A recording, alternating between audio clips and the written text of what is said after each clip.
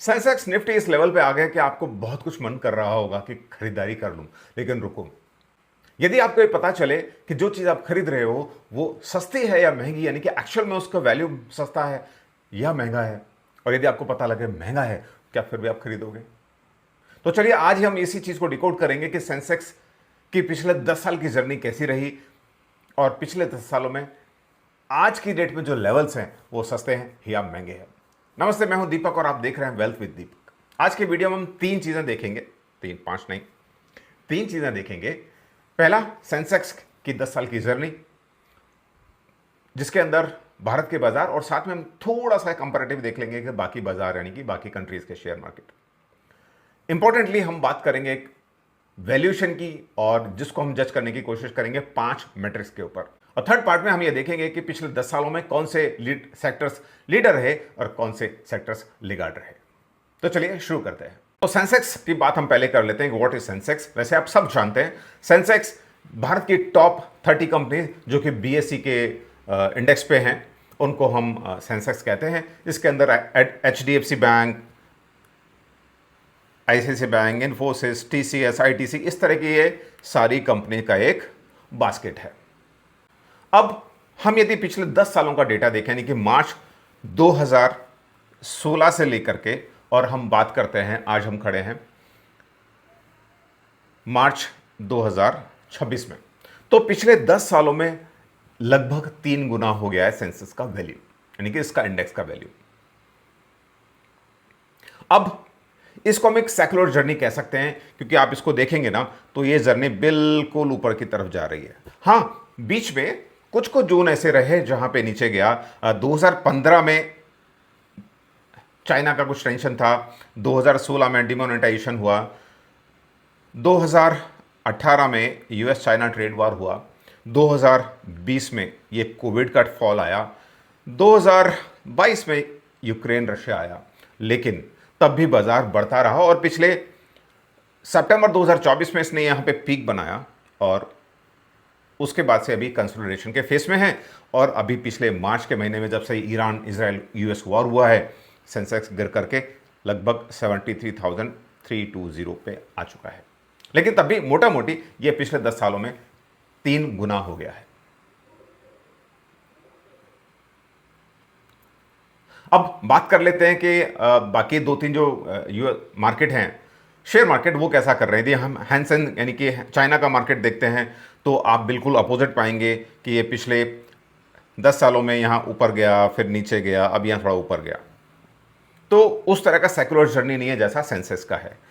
Nasdaq देखते हैं तो नास्डैक बिल्कुल सेंसेक्स की तरह ऊपर गया है, अच्छे लेवल से।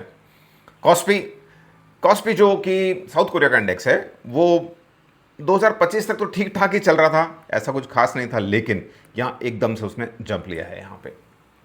और निक्केई ठीक चल रहा है, ये रिसेंट टाइम में अच्छा खासा इसने किया है। तो ये था एक छोटा सा comparative Sensex versus other markets. अब हम ये देखते हैं कि जो सेंसेक्स का लेवल है 73,300 के आसपास का, अब उसका वैल्यूएशन क्या है, और इस वैल्यूएशन को हम जज करेंगे 5 मैट्रिक्स के ऊपर।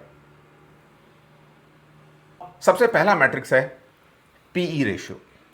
अब what is PE ratio? Price to earning ratio, यानी कि कंपनी की जो अर्निंग यदि 1 रुपए की है और उसके लिए आप कितना गुना या कितना पैसा देने को तैयार हो, यानी कि कंपनी अर्निंग 1 रुपए की है, अर्निंग पर शेयर, और आप उसके लिए शेयर के लिए प्राइस पे कर रहे हो 20 रुपए, यानी कि आप 20 गुना पे कर रहे हो, यानी कि 20 का पी दे रहे हो या 20 का मल्टीपल आप पे कर रहे हो।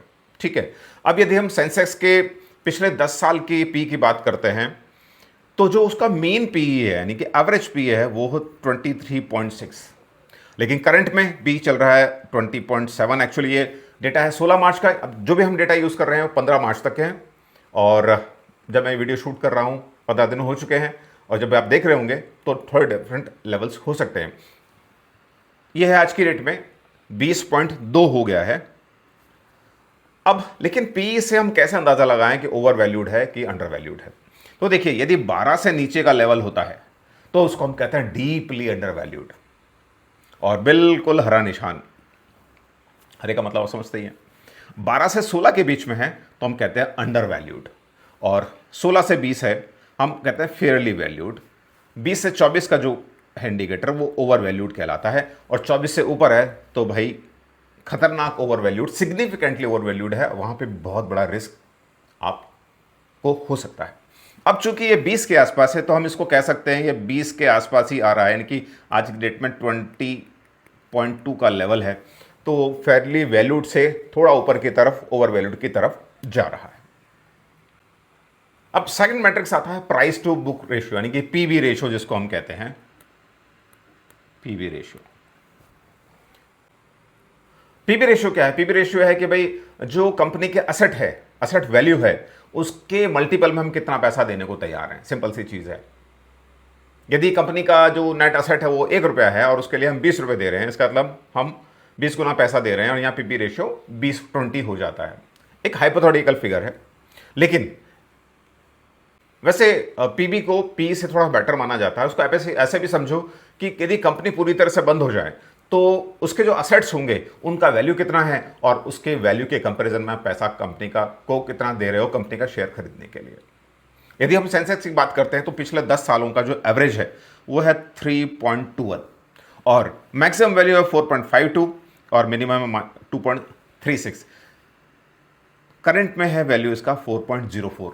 तो जो पीवी रेशियो है मीडियन पी से ऊपर है तो ओवर वैल्यूड कहलाएगा, जो कि इस केस में है, बिकॉज जो मीडियन पी है वो 3.21 है। और यदि current PV ratio median PV से नीचे है, उसके एवरेज से नीचे है, तो वो वहां पे अंडर वैल्यूड कहलाएगा। पर इस केस में ये जाता है यहां पे इस वाले जोन में। आई होप अब तक ये दो चीजें आपके समझ में आई होंगी। तीसरा मैट्रिक्स है डिविडेंड यील्ड। डिविडेंड वो होता है जो कंपनी आपको टाइम टाइम पे देती है, अपने प्रॉफिट का एक शेयर होल्डर्स को डिस्ट्रीब्यूट करती है, उसको हम डिविडेंड कहते हैं। Dividend yield represents the return as investor earns through dividends. It is calculated as the dividend per share divided by price per share. तो टिपिकली यदि हायर डिविडेंड यील्ड है तो उसे लगता है कि मार्केट चीपर है।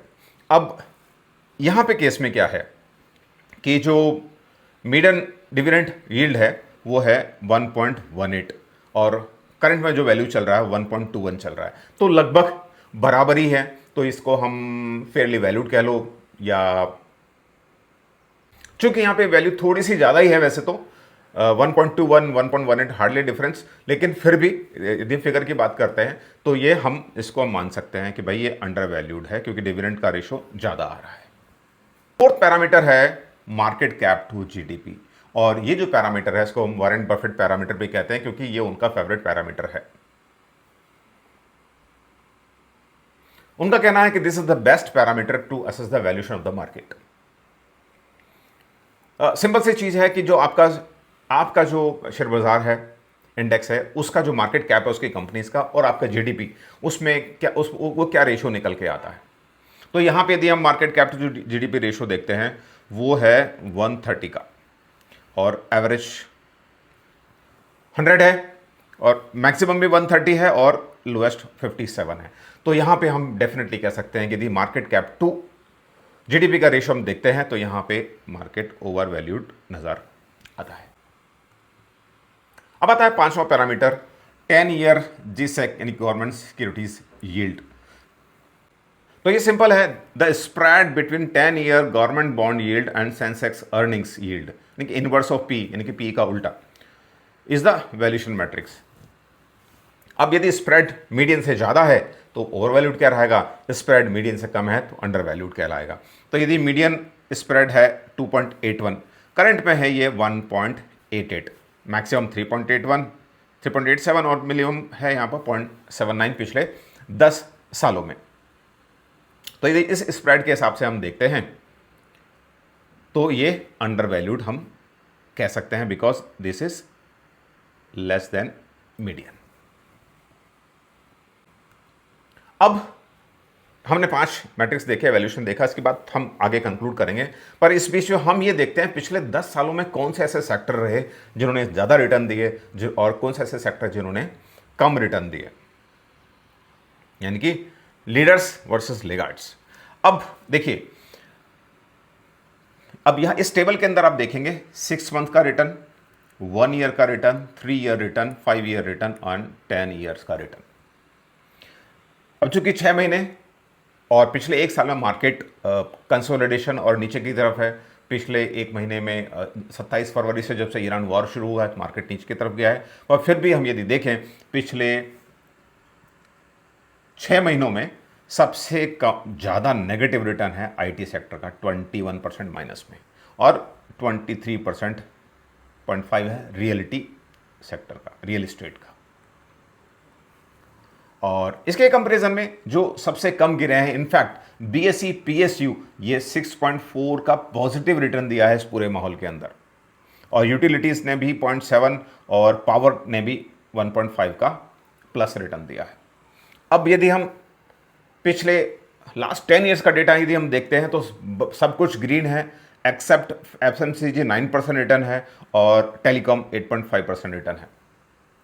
लेकिन सबसे ज़्यादा रिटर्न किसने दिया? सबसे ज़्यादा रिटर्न दिया है यहाँ पे हमको आप देखेंगे तो एक तो इंडस्ट्रियल्स 18.7, और साथ में हम देखेंगे रियल्टी सेक्टर 16.6, हम देखेंगे यहाँ पे मेटल्स। एक इंटरेस्टिंग चीज़ देखिए आप, मेटल्स ने 6 महीने, 3 महीने, 6 महीने, 1 साल, 3 साल, 5 साल और 10 साल में पॉजिटिव रिटर्न ही दिया है। 13.1 वेरी गुड, 25.7, 25.2, 21.7 और 17.8। तो क्लियरली ये पिछले 10 साल का विनर सेक्टर है। और इसके साथ साथ बाकी जैसे दूसरे सेक्टर भी हम देखेंगे तो कैपिटल गुड्स भी एक पिछले 10 सालों में ठीक उसने परफॉर्म किया है। लेकिन तो ये एनालिसिस हो गया पिछले 6 महीने का, पिछले 10 साल का। इसी तरह से हम देखिए 6 महीने में किसी चीज़ को एनालाइज करना ठीक नहीं है, because investing in equity is all about long term investing, ठीक है।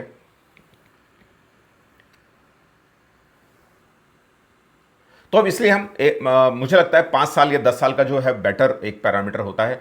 तो आप इसके अंदर आप देखिए 5 साल के बाद हम टेबल देखते हैं तो सबसे ज़्यादा रिटर्न निकल के आता है मैन्युफैक्चरिंग का, खतरनाक यानी कि शानदार उसके अंदर अप मूव दिखाया है उसने। और अदरवाइज भी जैसे आप देखते हैं यहाँ पे यूटिलिटीज़ 19% और 25% हमने ऑलरेडी बात कर ली पीएसयू की। और उसके बाद ये हम देखेंगे तो स्मॉल कैप, मिड कैप, ये इंडेक्स की बात हो रही है, इन्होंने भी अच्छा खासा 25% का रिटर्न दिया है। तो इससे आप अंदाज़ा लगा सकते हैं कि कौन सा सेक्टर अच्छा कर रहा है। हाँ, हालांकि एक चीज़ और है, जिस सेक्टर ने पहले 10 सालों में अच्छा किया है कोई गारंटी नहीं है वो आगे भी अच्छा करेगा, या जो सेक्टर पिछले 10 सालों में खराब गया कोई गारंटी नहीं आगे भी खराब जाएगा। बिकॉज सेक्टर्स चेंज होते हैं, रोटेशन चेंज होते हैं, इकोनॉमी चेंज होती है, टेक्नोलॉजी चेंज होती है, काफ़ी कुछ चेंज होता है बाजार में। लेकिन एक ओवरव्यू है कि पिछले 10 सालों में बाजार ने कैसा परफॉर्म किया है। तो अब हम मैट्रिक्स की बात कर रहे थे, तो अब एक बार उसको हम रिव्यू कर लेते हैं। पीबी रेशो के हिसाब से हम देखें तो वो यहाँ पे आज करंट वैल्यू इसका 20.2 है, तो हम इसको फेयरली वैल्यूड के आसपास हम मान सकते हैं, तो उसको हम इसको ऑरेंज बोल देते हैं। पीबी रेशो के हिसाब से ओवर वैल्यूड है, तो ये मामला गड़बड़ है। डिविडेंड यील्ड पॉजिटिव है, मतलब यहाँ पे आप उसको अंडर वैल्यूड मान सकते हो, तो एक ग्रीन सिग्नल है। मार्केट कैप टू जीडीपी 130 का रेशो चल रहा है इस समय, 130%, वो 100 से ज़्यादा है, तो यहाँ पे आप इसको अंडर वैल्यूड मान लोगे, ये एक रेड सिग्नल है। 10 ईयर गवर्नमेंट सिक्योरिटीज़ का जो यील्ड गैप है वो कम है, तो यहाँ पे हम अंडर वैल्यूड मानेंगे। तो हम ऐसा कह सकते हैं कि भाई 2 फैक्टर ऐसे हैं जो अंडर वैल्यूड दिखाते हैं, 2 फैक्टर ऐसे हैं जो ओवर वैल्यूड दिखा रहे हैं, और एक फैक्टर ऐसा है जो कि फेयरली वैल्यूड के आसपास है। हालांकि इस बेसिस पे आप कोई डिसीजन लेते हैं वो आपकी जिम्मेदारी है। मैंने ये वीडियो, ये इन्फॉर्मेशन, ये कोई भी रिकमेंडेशन नहीं है किसी स्टॉक की, किसी इंडेक्स की। आप अपने हिसाब से डिसीजन लीजिएगा, बिकॉज ये सिर्फ एक एजुकेशन है, एक एनालिसिस है कि आप इस एनालिसिस इन 5 मैट्रिक्स पे आप किसी भी स्टॉक को, किसी भी इंडेक्स को जज कर सकते हो। 2 इंपॉर्टेंट चीज़ें कि शेयर बाजार में इन्वेस्टमेंट करना हमेशा जोखिम के अधीन रहता है, तो उसको समझकर इन्वेस्ट करिएगा। और दूसरी चीज़, जब भी आप इन्वेस्टमेंट करें तो अपने फाइनेंशियल एडवाइजर से सलाह जरूर लीजिएगा। तो था ये एक एनालिसिस पिछले 10 साल का सेंसस का। यदि ये इन्फॉर्मेशन आपको अच्छी लगी है, वैल्यूएबल लगी है, तो वीडियो को लाइक करिएगा, चैनल को सब्सक्राइब करिएगा और कमेंट करके बताइएगा कि आप इन 5 फैक्टर्स में से कौन सा फैक्टर यूज करते हैं कोई भी एनालिसिस करने के लिए। और कोई चीज अच्छी नहीं लगी है तो कमेंट में लिख के जरूर बताइएगा, ताकि इस नॉलेज को, एजुकेशन सिस्टम को या इस चैनल को और अच्छा बनाया जा सके ताकि आपको अच्छी वैल्यू मिल सके। मिलते हैं अगली वीडियो में, तब तक आप निवेशित रहें, सुरक्षित रहें, स्टे इन्वेस्टेड, स्टे सेफ। जय हिंद, जय भारत।